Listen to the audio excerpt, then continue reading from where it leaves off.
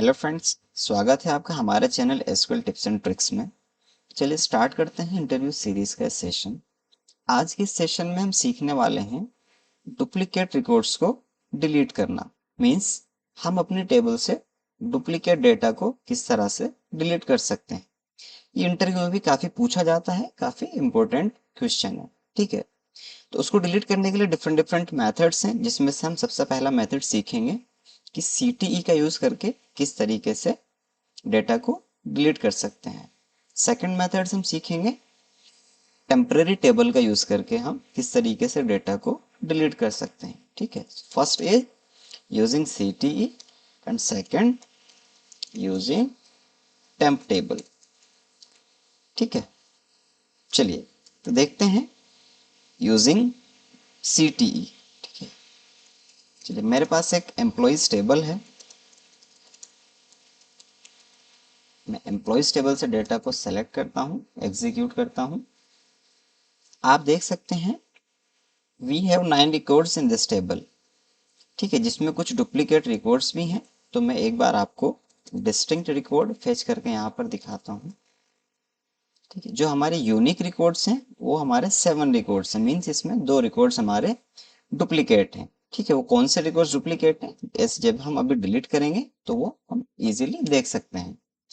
ठीक है, तो मैंने यहाँ पर लिखा सेलेक्ट स्टार फ्रॉम एम्प्लॉइज, और यहाँ पर मैं एक फंक्शन यूज करता हूँ रो नंबर। ठीक है, एंड इसमें लिखते हैं ओवर, जो कि सिंटेक्स आपको याद करना होगा, पार्टीशन बाय। ठीक है, जो फील्ड्स आपको देखने हैं कि वो शुड बी यूनिक, तो आप यहाँ पर मेंशन करेंगे emp ID comma emp name comma department and salary. ठीक है, जब भी आप रो नंबर फंक्शन का यूज करते हैं तो उसमें आपको ऑर्डर बाय का यूज करना मैंडेट है। ठीक है, देखिए जैसे कि मैं इसको एग्जीक्यूट करता हूं तो आप यहां देख सकते हैं the function row number must have an over clause with order by. ठीक है, तो यहां पर मैं लिखता हूं ऑर्डर बाय एम्प आईडी। ठीक है, इसको आप असेंडिंग या डिसेंडिंग ऑर्डर में सॉर्ट कर सकते हैं। ठीक है, अभी मैं इसको एग्जीक्यूट करता हूं।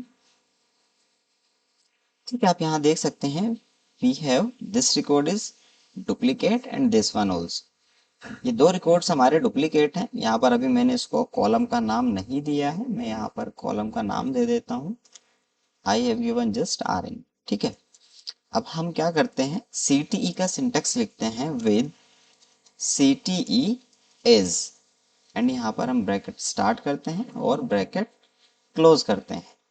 ठीक है, now we write a delete query, delete from CTE। ठीक है, which will impact on your actual table. जब अब हम ये CTE से डेटा को डिलीट करेंगे तो आपका ये एक्चुअल टेबल जो है एम्प्लॉइज, उस पर इम्पैक्ट आएगा। ठीक है, तो डिलीट फ्रॉम CTE कौन सा, where RN greater than 1, means जिस रिकॉर्ड काउंट 1 से ज्यादा है वो हमको डिलीट करने हैं। ठीक है, मैं इसको एग्जीक्यूट करता हूं। आप देखेंगे 2 रोज अफेक्टेड। ठीक है, डेटा को सिलेक्ट करके देखते हैं, सेलेक्ट स्टार फ्रॉम एम्प्लॉइज। ठीक है, यहाँ आप देख सकते हैं we have only 7 records now and these are unique records. हमारे जो डुप्लीकेट रिकॉर्ड्स थे वो डिलीट हो चुके हैं। ठीक है, आप डिस्टिंक्ट लगाकर भी चेक कर सकते हैं। ठीक है, 7 रिकॉर्ड्स। ठीक है, तो ये था CTE का यूज करके। नेक्स्ट हम देखते हैं यूजिंग टेम्प टेबल। ठीक है, सबसे पहले मैं एक काम कर लेता हूँ, इसके अंदर कुछ डुप्लीकेट रिकॉर्ड्स अगेन मैं ऐड कर लेता हूँ, या मैं इसको ट्रंकेट करके मैंने इसका डेटा कॉपी करके रखा हुआ है, अगेन इंसर्ट कर लेता हूँ। ठीक है, ट्रंकेट टेबल एम्प्लॉइज, और इसको हम एग्जीक्यूट करते हैं। ठीक है, इंसर्ट इनटू एम्प्लॉइज, हम इंसर्ट करेंगे एम्प्लॉइज टेबल में एंड सेलेक्ट करेंगे एम्प्लॉइज कॉपी टेबल से। ठीक है, जो कि मैंने ऑलरेडी एम्प्लॉइज टेबल की कॉपी बनाई हुई है, ठीक है, 9 रोज अफेक्टेड। अगेन आप देख सकते हैं सेलेक्ट स्टार फ्रॉम एम्प्लॉयज, जब हम डिस्टिंक्ट का यूज करके देखेंगे 7 रिकॉर्ड्स, और हम डिस्टिंक्ट हटाते हैं यहाँ पर ऑल रिकॉर्ड्स चेक करते हैं तो हमारे पास है 9 रिकॉर्ड्स, ठीक है। चलिए टेम्प टेबल का यूज करके देखते हैं कि डेटा को कैसे डिलीट करते हैं, ठीक है।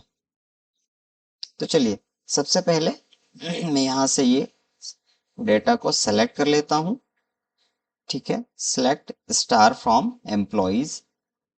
तो हमको सबसे पहले क्या करना है, जो डिस्टिंक्ट रिकॉर्ड है वो फाइंड करने हैं, ठीक है। 7 हमारे डिस्टिंक्ट रिकॉर्ड हैं, इनको हम एक हमारी टेम्प टेबल में इंसर्ट कर लेते हैं, ठीक है। ओके, ये हमने इनको एक टेम्प टेबल में स्टोर किया, ठीक है। अभी आप क्या करेंगे, select star from temp table करेंगे तो आप यहाँ पर देख सकते हैं हमारे पास टेम्प टेबल में जो डिस्टिंक्ट डेटा है वो आ चुका है।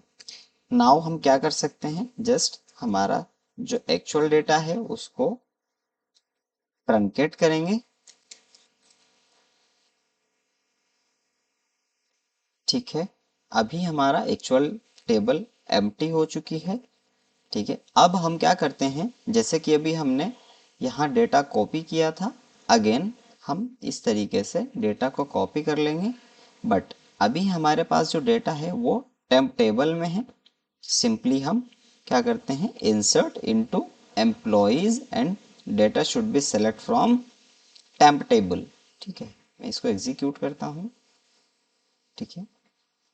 अभी आप देखेंगे बिफोर एग्जीक्यूटिंग कि हमारे पास टेम्प टेबल में कोई डेटा नहीं है, बट अब हम क्या करते हैं, इस टेम्प टेबल से डेटा को इंसर्ट करते हैं एंड अगेन सेलेक्ट करते हैं, तो आप देख सकते हैं जो हमारा डुप्लीकेट डेटा था वो ऑटोमेटिकली डिलीट हो चुका है, क्योंकि हमने अपनी एम्प्लॉयज टेबल को ट्रंकेट कर दिया है और जो डिस्टिंक्ट डेटा था वो ऑलरेडी हमने टेम्प टेबल में रख लिया है, और डेटा को एम्प्टी करने के बाद हमने अगेन इस टेम्प टेबल से अपने एम्प्लॉयज टेबल के अंदर डेटा को इंसर्ट कर दिया है जो कि यूनिक डेटा है, ठीक है। तो ये था हमारा using temp table. So this one is not most preferable.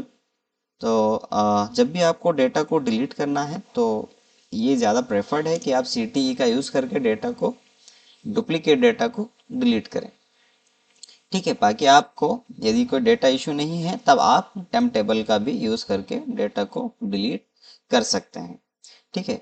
I hope आपको वीडियो पसंद आया होगा, आप हमें कमेंट करके ज़रूर बताएं, ठीक है। वीडियो को कमेंट, सब्सक्राइब, लाइक ज़रूर करें, ठीक है। Thanks for watching.